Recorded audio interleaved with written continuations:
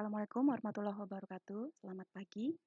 Pada pertemuan data mining kali ini kita akan melihat ke teknik data mining berikutnya setelah klasifikasi, yakni asosiasi atau association.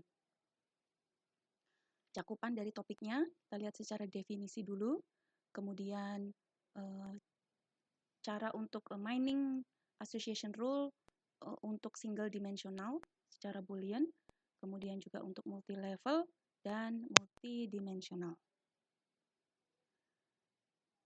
Oke, apa yang dimaksud dengan aturan asosiasi atau association rule? Di sini dikatakan aturan asosiasi adalah pencarian frequent patterns atau pola yang sering muncul, ya. Istilah lain adalah asosiasi, keterkaitan atau korelasi antara sekumpulan objek pada basis data transaksional, relasional, dan juga pada media penyimpanan informasi lainnya. Nah, untuk menjelaskan aturan asosiasi paling mudah, paling gampang, dan ini contoh yang sering digunakan untuk memberikan penjelasan asosiasi, yakni market basket analysis.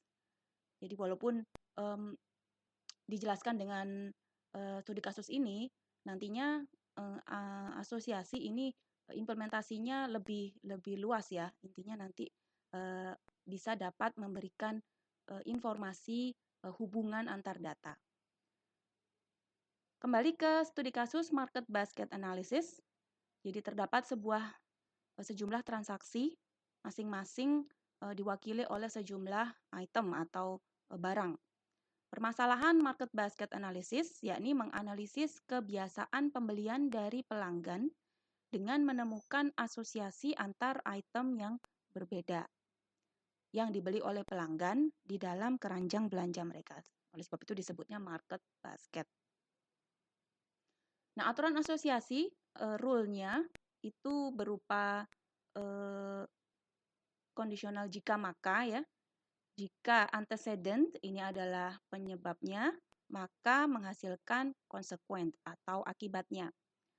Contoh di sini sebuah rule, misalkan ada sekumpulan item ya, donat begitu dan lain-lain, maka keripik kentang misalkan ini sebuah rule yang dituliskan seperti ini.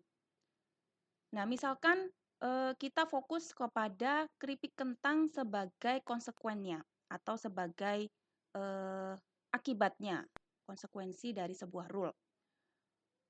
Dapat digunakan untuk menentukan apa yang harus dilakukan untuk meningkatkan penjualan keripik kentang.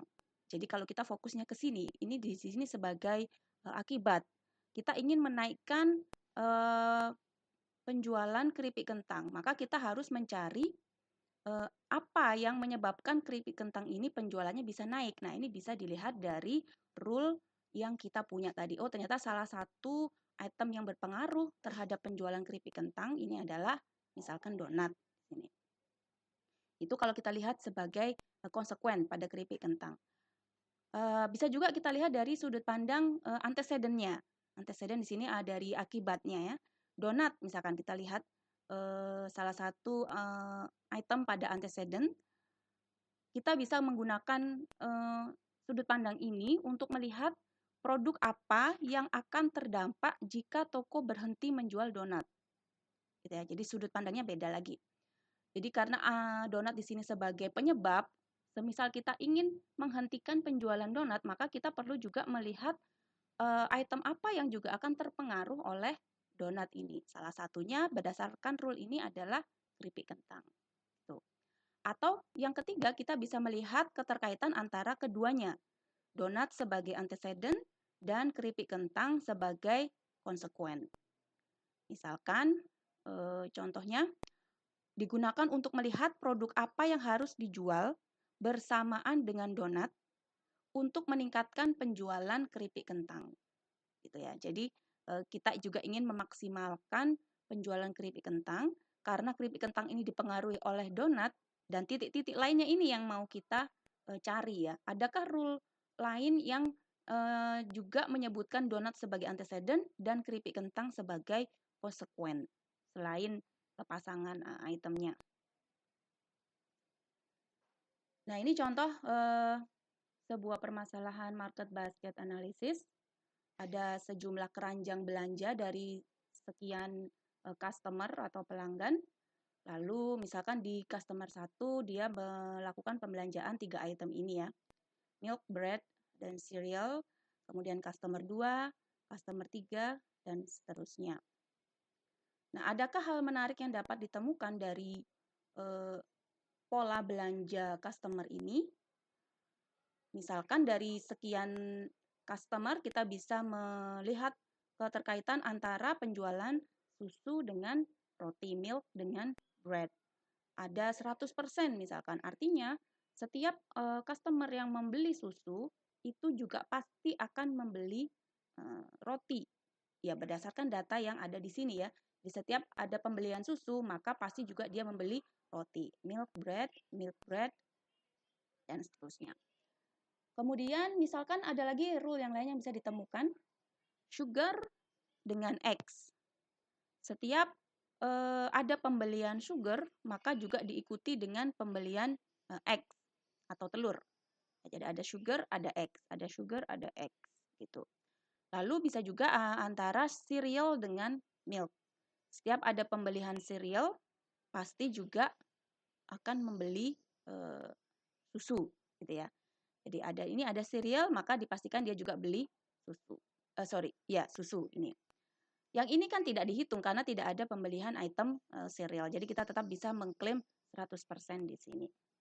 Nah, ini kita dapat menjadikan informasi yang kita ambil dari sini untuk mengidentifikasi peluang untuk cross selling antar item yang saling berhubungan. Jadi fokus dari market basket analysis ini adalah potensi untuk adanya cross selling antar item. Jadi jika ini sudah tadi ya, pelanggan membeli susu, berapa besar kemungkinan mereka juga akan membeli roti. Nah, dengan kita tahu ada keterkaitan antar item, apa yang bisa kita lakukan ya dari sisi penjual tentunya. Jadi diketahuinya aturan tersebut itu dapat membantu penjual untuk misalkan merencanakan ruang yang efisien untuk peletakan item ya. Kalau kita tahu bahwa susu itu dekat dengan roti, maka akan bisa efisienkan pembeli kalau tempat rak susu itu berdekatan dengan roti supaya meningkatkan penjualan sehingga pembeli yang sudah mengambil susu kemudian lihat ke item sebelahnya, oh iya saya juga akan beli roti. Kemudian yang lainnya adalah misal merencanakan iklan produk atau rekomendasi bagi pelanggan. Jika dideteksi sering membeli item A dan akan juga membeli item B, maka kita sebagai penjual bisa merekomendasikan kalau ada orang yang mengambil item A, kita akan juga menawarkan untuk membeli item B. Atau yang ketiga, menggabungkan item yang sering dibeli bersamaan dengan memberikan diskon ya. Jadi dibikin bundling misalkan.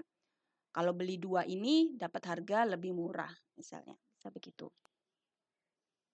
Nah, itu untuk market basket ya. Ini bisa diterapkan ke hampir semua model penjualan barang ya. Jadi contohnya ini adalah website toko buku Amazon yang paling besar di US. Jadi ketika kita melihat sebuah buku gitu, nah biasanya di bawahnya nanti akan disarankan produk-produk lain atau buku-buku lain yang berkaitan dengan judul buku yang sedang dilihat oleh customer tadi. Jadi customers who bought this item also bought gitu. Jadi oh ternyata orang yang beli buku ini ternyata juga membeli buku yang ini. Jadi bisa jadi customer tadi juga akan tertarik untuk membeli yang disarankan ini. Atau misalkan studi kasus lain tidak hanya masalah penjualan tetapi juga pada berfungsi untuk menaikkan desain dari sebuah website gitu ya. Dengan mengetahui pola kunjungan dari halaman pada sebuah situs, misalkan UPN Jatim ACID begitu ya. Orang yang membuka web UPN Jatim ACID itu cenderung mengklik link yang mana saja. Itu kan bisa diketahui dari log kunjungan dari website ya. Oh ternyata kalau buka page-nya UPN Jatim kemudian sering membuka web atau halaman dari situ menuju ke Siami atau dari situ menuju ke Simaba untuk mengetahui info penerimaan mahasiswa baru. Nah, sehingga kita bisa buat pemetaan struktur web yang lebih baik dan lebih efisien supaya pengunjung website juga mudah untuk menelusuri website UPN Jatim tadi ya. Jadi tidak perlu harus ngeklik terlalu jauh ya. Kita bayangkan sebagai pengguna atau yang mengakses sebuah website, kalau terlalu banyak klik untuk menuju ke suatu informasi, itu pasti juga akan melelahkan. Customer cenderung tidak suka terlalu banyak klik ya. Kalau perlu hanya satu klik saja dari website utama sudah dapat informasi yang dibutuhkan.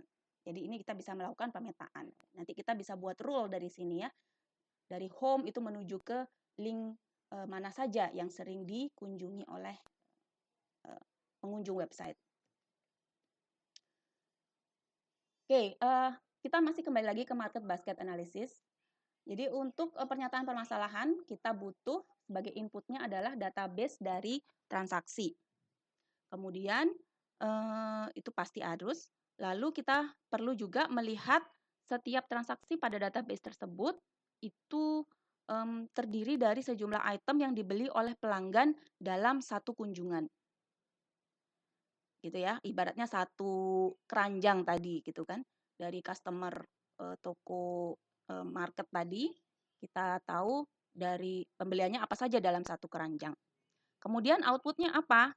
Ya semua rule atau aturan yang mengkorelasikan kemunculan item dengan item lainnya. Jadi ada keterkaitan antara item. Contohnya tadi sudah disampaikan ya, 100% pelanggan yang membeli susu juga akan membeli roti. Jadi sebagai notasinya kita bisa buat transaksi keranjang belanja.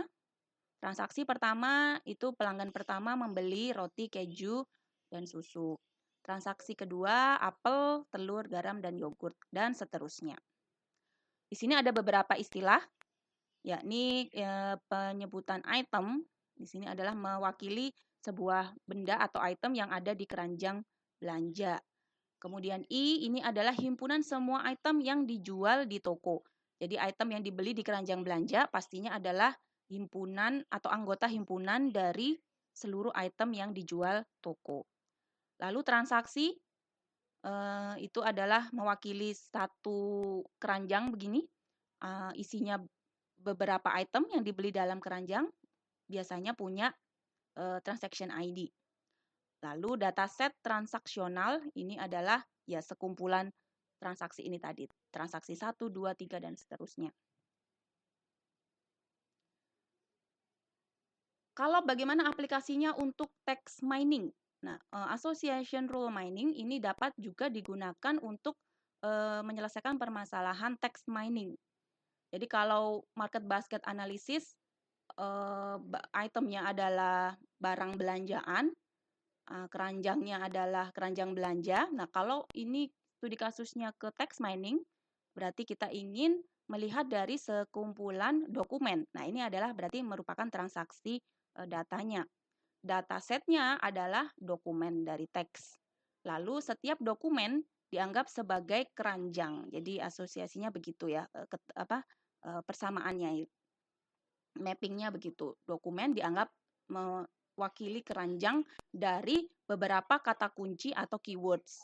Nah, keywords ini sama atau mirip dengan item belanjaan tadi. Nah, berarti sekarang untuk text mining, maka untuk dokumen pertama atau keranjang pertama itu berisi kata kunci apa saja. Ada student, teach, school.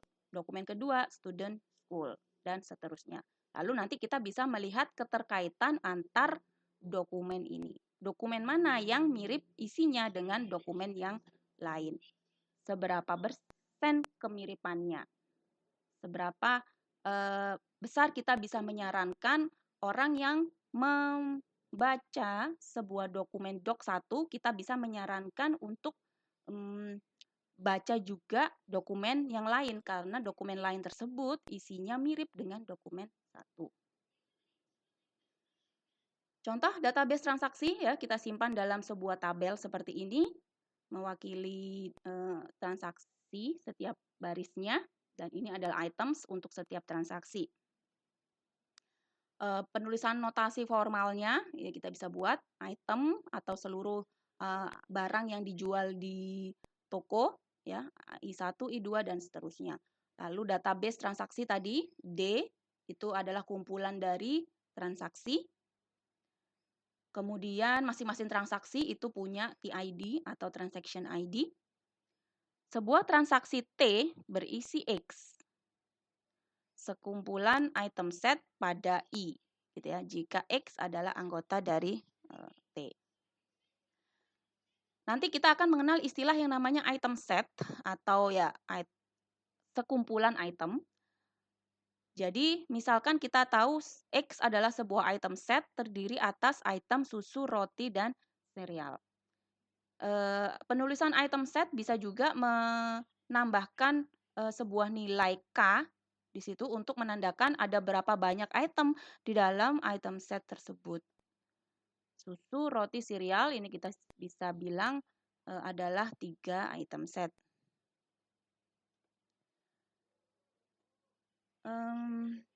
Aturan asosiasi yang nanti kita bentuk itu adalah dalam bentuk rule seperti ini ya, implikasi. Jika X maka Y, gitu ya. Cara penulisannya seperti itu. Mining aturan asosiasi. Jadi kalau boolean itu simple ya. Memperhatikan asosiasi antara kemunculan dan ketidakmunculan sejumlah item. Contoh di sini, jika membeli komputer, maka juga membeli software manajemen keuangan. Support, nah nanti kita akan lihat ada istilah yang digunakan di association rule mining, yakni support dan confidence. Quantitative association rule. Jadi di sini kita bisa mendapatkan nilai kuantitatif diskrit untuk item dibagi ke dalam sejumlah interval. Jadi kalau ini tadi hanya ada atau tidak ada gitu ya, boolean. Kalau yang kuantitatif berarti ada nilainya gitu. Jika begini, jika usianya itu adalah rentang 30 sampai 39 dan pendapatannya dari si X tadi itu adalah rentangnya 42 sampai 48, maka si X akan memiliki kecenderungan untuk membeli barang ini, high resolution TV. Ini didukung oleh data sebanyak 14% dan nilai confidence-nya 40%. Single dimensional association rule. Jadi di sini hanya satu dimensi atribut yang terlibat ya. BICE computer, maka BICE financial management software. Kalau multidimensional association rule, berarti kita melibatkan 2 atau lebih dimensi. Dimensi di sini bisa diartikan atribut. Contohnya itu tadi ya, age dan income. Kita melihat 2 atribut situ. Single atau multidimensional bisa juga dua-duanya. Gitu ya. Jika age-nya antara 30 sampai 39, maka si X itu akan memiliki kecenderungan untuk membeli laptop. Tuh. Oke, sekarang kita lihat support dan confidence. Support dari sebuah rule itu dinotasikan sebagai support X maka Y. Artinya adalah S% dari transaksi pada D tadi ya, kumpulan transaksi yang mengandung gabungan antara item X dengan item Y karena kita ingin melihat keterkaitan antara kedua item ini. Jadi support X maka Y, artinya tadi kan jika membeli X maka juga membeli Y. itu berapa persen dari transaksi yang mendukung pembelian kedua barang tadi. Itu yang disebut sebagai support. Sedangkan yang disebut sebagai confidence, ini adalah sebuah probabilitas kondisional. Confidence dari X maka Y itu artinya sama dengan probability, conditional probability dari Y jika diketahui membeli X. Jadi hati-hati ini tidak terbalik ya. Memang begini, X maka Y-nya dulu yang di depan. Pembelian probabilitas dari barang Y dibeli jika diketahui barang X juga dibeli. Artinya ini juga sama dengan kalau kita pakai menggunakan notasi Bayes ya, Bayes rule, probabilitas dari transaksi yang mengandung kedua barang tadi, X union dengan Y, dibagi dengan probabilitas dari terbelinya barang X. Ya, secara definisi, diartikan transaksi pada D yang mengandung X memiliki C% yang mengandung Y.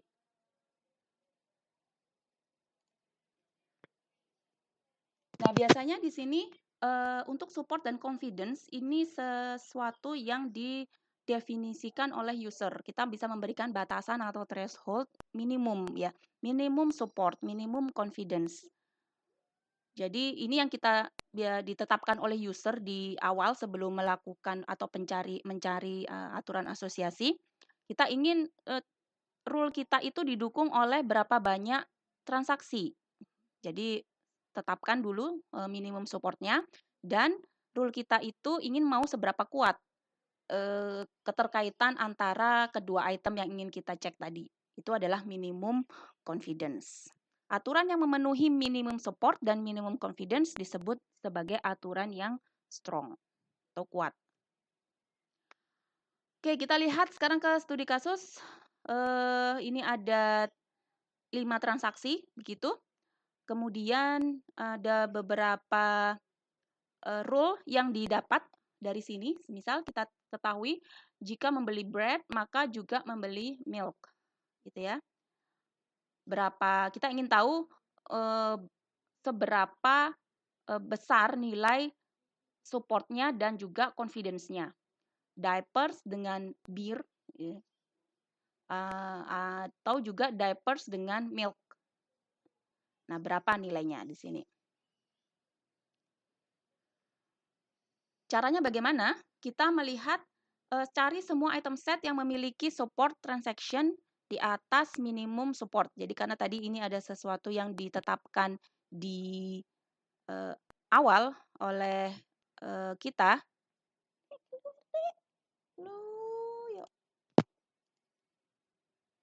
Kemudian setelah kita tetapkan minimum supportnya, kita bisa menggunakan item set tadi yang memenuhi minimum support untuk menghasilkan aturan asosiasi.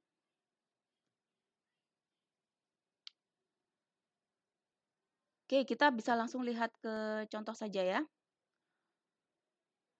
Katakanlah ini contoh lain berbeda dari yang 5 tadi, supaya lebih mudah sederhana, hanya huruf saja.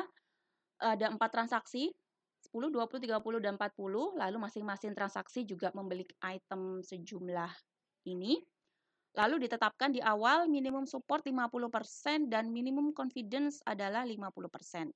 Dari sini kita bisa melihat bahwa frequent pattern dari A atau banyaknya transaksi yang mengandung A itu ada 75%. Artinya di sini dari 4 transaksi ada 3 transaksi yang mengandung A. Berarti support untuk untuk item A adalah 75. Support untuk item B adalah 50%. Hanya ada 2 dari 4. Untuk C juga 50%. Dan untuk pasangan A dan C ini juga ada 50%. A dan C, A dan C. Dari 4 ada 2. Nah, dari sini untuk rule A maka C, jika membeli A maka juga membeli C, maka dikatakan supportnya adalah 50%. Lalu Itu untuk nilai supportnya, dilihat dari keseluruhan transaksi. Bagaimana dengan nilai confidence-nya? Tadi menurut rumus persamaan, confidence adalah besarnya support dari A dengan C dibagi dengan banyaknya support dari A. Artinya, untuk setiap pasangan A dengan C, untuk semua transaksi yang mengandung A, itu berapa yang juga mengandung C. Gitu ya, kalau confidence ya. Jadi, dari semua transaksi yang ada A-nya, ada 3, ternyata yang mengandung C ada 2. Berarti confidence dari A maka C itu adalah 2/3 atau 66,67%. Nah, untuk melakukan association rule mining sebetulnya banyak algoritma yang bisa digunakan. Ini hanya 2 dari sekian banyak algoritma untuk asosiasi ya. Saya berikan satu contoh untuk algoritma dasar. Ini basic sekali dan sekarang mungkin tidak terlalu banyak digunakan ya, apalagi kalau sudah datasetnya berukuran besar, a priori tidak menjadi pilihan yang dicari karena ada faktor efisiensi yang bermasalah di situ. Jadi kalau untuk dataset yang kecil tidak masalah, tetapi kalau untuk besar dia akan butuh banyak waktu yang dibutuhkan. Lalu algoritma lain adalah yang juga akan kita lihat frequent pattern tree atau FPT. Kita lihat dulu yang paling sederhana, basic, supaya kita bisa dapat dasarnya bagaimana untuk menghasilkan sebuah association rule. Jadi di sini pada algoritma a priori kita mencari item set dengan melakukan pembuatan item set kandidat. Jadi dari sekumpulan item set tadi kita bentuk beberapa item set sebagai kandidat utama yang nanti baru akan diseleksi lagi untuk masuk ke pilihan yang terpilih. Ya. Jadi secara bertahap ini dilakukannya. Ada C1 kemudian menjadi L1, ada C2 nanti menjadi L2, C3, L3 dan seterusnya sampai sebanyak item set yang bisa kita pasangkan bersama. Sampai maksimumnya berapa. Kita langsung lihat ke contoh saja. Oke, sebelumnya ini adalah algoritma umum dari a priori. Jadi start, kemudian inisialisasi item set kandidat, kemudian kita perlu melakukan scan database, hitung frekuensi item set kandidat, lalu item set besar ditentukan berdasarkan nilai minimum supportnya. Jadi dari kandidat tadi kita pilih untuk bisa masuk ke item set besar atau L di sini berdasarkan minimum supportnya. Lalu ini kondisinya, kalau masih ada item besar lain yang bisa kita gabungkan ke sana, maka ya kita masukkan item tadi untuk ke iterasi kandidat berikutnya. Dan ulangi lagi proses scan database, mencari item set besar, hitung berdasarkan nilai minimum supportnya, dan seterusnya. Sampai kapan? Sampai tidak ada lagi item set besar yang bisa ditambahkan.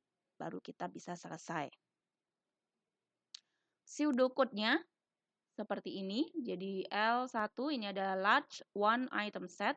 Artinya terdiri hanya satu item saja. Lalu ada loop di situ. Mulai K sama dengan 2. Selama kondisinya L1 itu tidak kosong ya. Ada item yang bisa kita tambahkan. Maka kita bisa melakukan prosedur ini. CK kita menggenerate kandidat baru. Lalu untuk setiap transaksi, hitung subsetnya dan seterusnya. Ini kita langsung lihat ke contoh saja. Untuk database kita ada 4 transaksi dengan sejumlah item. Lalu ini adalah C1-nya ya untuk one item set. 1, 2, 3, 4, 5. Untuk transaksi item 1 itu ada di 2 transaksi, maka support count-nya 2. Jadi yang dihitung di sini adalah support count. Lalu item 2 ada 3, item 3 ada 3, item 4 ada 1, item 5 ada 3. Di awal kita tetapkan minimum support count-nya adalah 2. Artinya dari 4 transaksi kita ingin paling tidak ada 2 kemunculan sebuah item pada transaksi. Yang kurang dari 2 tidak kita hitung. Jadi dari sini untuk C1, maka yang tidak memenuhi persyaratan adalah item 4. Sehingga hanya 1, 2, 3, dan 5 itu yang masuk sebagai large item set pertama, L1 gitu ya. Ini masuk. Kemudian setelah itu kita lanjut ke iterasi kedua. Adakah item set lain, besar lain yang bisa kita tambahkan? Kita masukkan ke L1 tadi. Kita generate kandidat kedua. Nah, ini kita mencari pasangan dari setiap large item set yang ada di sini. 1 dengan 2, 1 dengan 3, 1 dengan 5. 2 dengan 3, 2 dengan 5, lalu 3 dengan 5. Nih, ditulis semua. Dari sini kita scan lagi ke database untuk mencari kemunculan sekarang untuk 2 item ini. Dari database ini, berapa yang mengandung 1 dan 2. Ada misalkan di sini 1 untuk 1, 2. Maka supportnya 1. Untuk 1, 3 ada 2 dan seterusnya. Dari sini yang tidak memenuhi minimum support itu adalah pasangan 1, 2 dan 1, 5. Sehingga ini kita buang 1, 3, 2, 3, 2, 5, dan 3, 5 ini yang lolos sebagai L2. Itu. Setelah itu kita ulangi lagi. Kita sudah berhasil membentuk 2 large item set. Artinya 2 item yang dibeli bersamaan yang jumlahnya itu memenuhi minimum support. Dari sini kita bentuk lagi untuk 3 item set. Bisa enggak kita masukkan lagi untuk 3 item set? Nah, di sini kita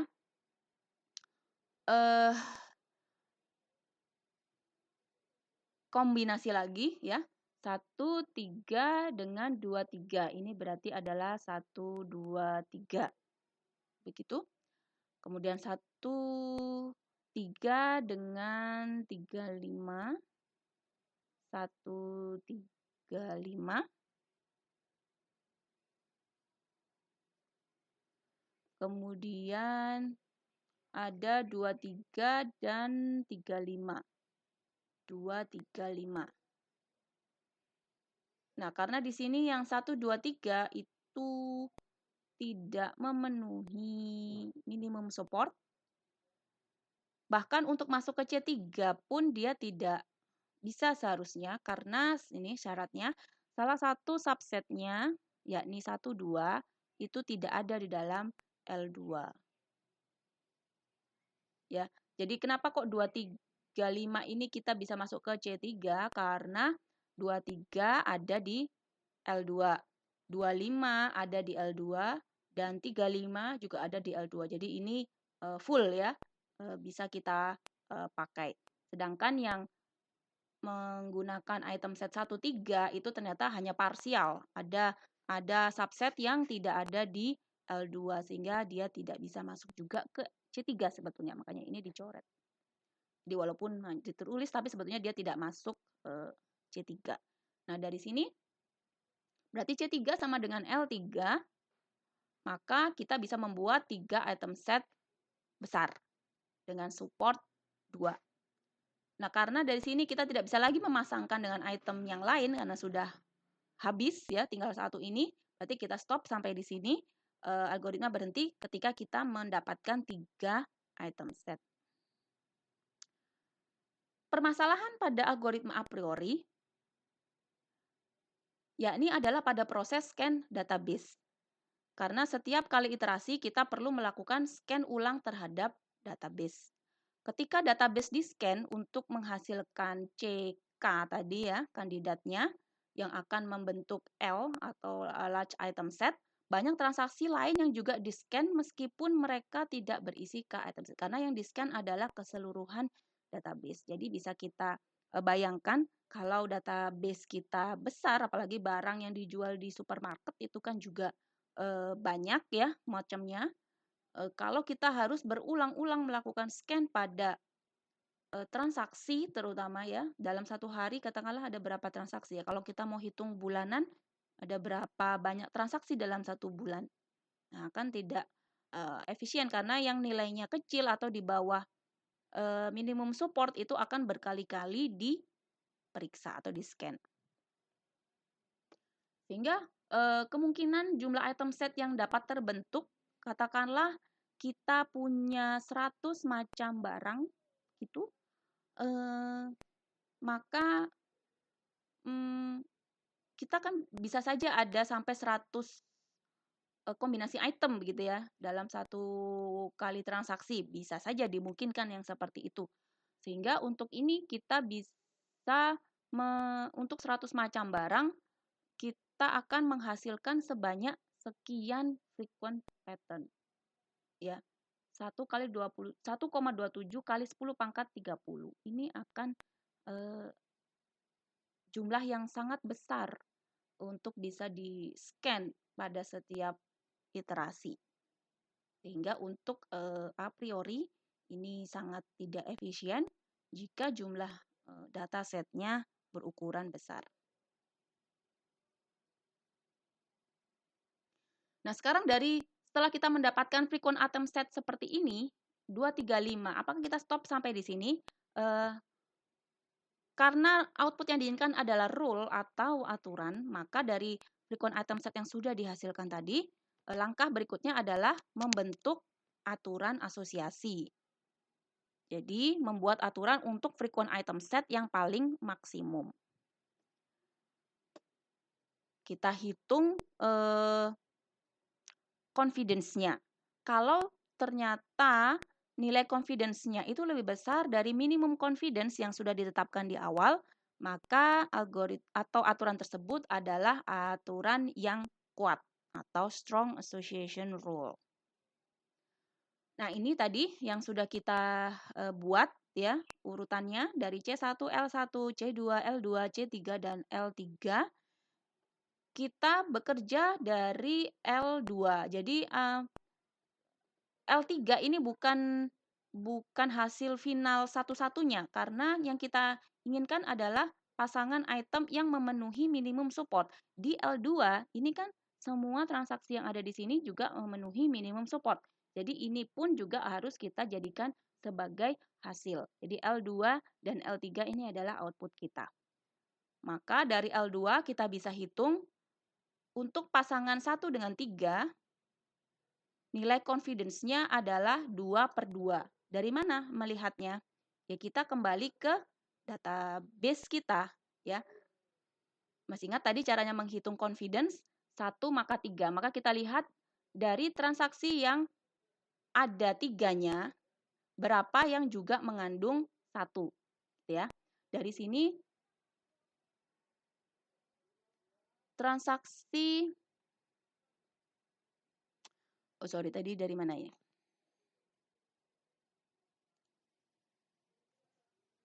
Oke, terbalik ya. Jadi, jika 1 maka 3, maka kita akan mencari dari seluruh transaksi yang mengandung item 1, berapa yang juga mengandung item 3, gitu. Jadi kalau dari sini, transaksi yang mengandung item 1 itu adalah ada 2, ini 100 dan 300. Dari kedua itu, berapa yang juga mengandung item 3? Ternyata juga 2, maka hasilnya menjadi 2/2 atau 100%. Dan kita harus hitung juga sebaliknya. Jika 3 maka 1. Artinya dari semua transaksi yang mengandung 3, berapa banyak juga yang mengandung item 1. Jadi dari item 3 ada 3 transaksi, yang mengandung 1 ada 2. Sehingga di sini confidence-nya 2/3, 66,6%.